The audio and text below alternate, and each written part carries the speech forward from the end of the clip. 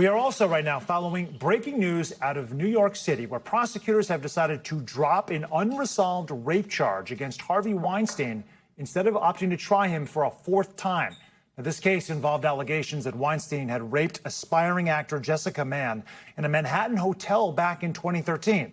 Weinstein has continuously and repeatedly denied the accusations.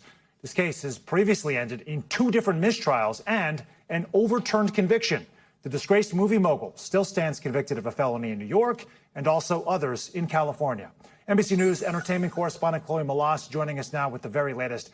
Big developing news today, Chloe. Prosecutors reading a statement from Jessica Mann in court. They got some pushback in court from the judge on that. What did we learn about why the prosecution decided not to move ahead with another trial? Sure. So Jessica Mann, this whole thing hinges around her because there was the mistrial on her particular allegation. She released this incredibly lengthy statement, which I've actually been reading just here on my phone. It's very, very long. And she just basically says she doesn't want to go through testifying again.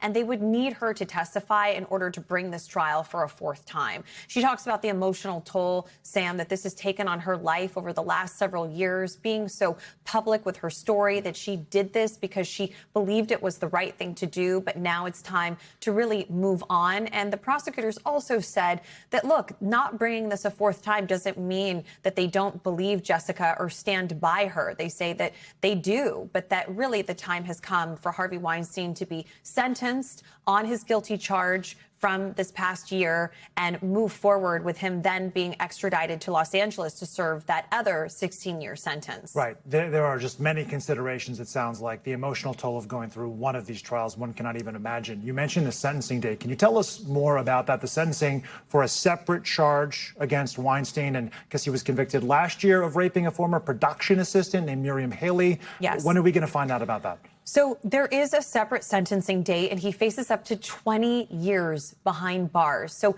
it's unlikely that he will get the maximum sentence, Sam. Remember, this all goes back to his original trial several years ago in the height of the Me Too movement here in New York, where he was found guilty. He began his prison sentence, and then that was completely overturned by the New York Court of Appeals. So had he not been facing these LA charges in the 16-year sentence, he essentially could have been a free man while awaiting the second trial. But that did not happen. Right. He was tried again, and then obviously the third time, and now obviously not a fourth. So I think what you're going to see, Sam, in short, because obviously it's really complicated, there's a lot to follow here, is he will get some time for the guilty conviction on Mimi Haley, and then he will go to LA, where he will start serving that 16-year prison sentence in Los Angeles, which his team is currently appealing. Sure. So Harvey Weinstein has a long road ahead of him as he continues to fight for what he says is his innocence and his freedom. Yep. On the flip side. These trials have been going on for more than a decade at this point. Chloe Melas, thank you so much. Appreciate that.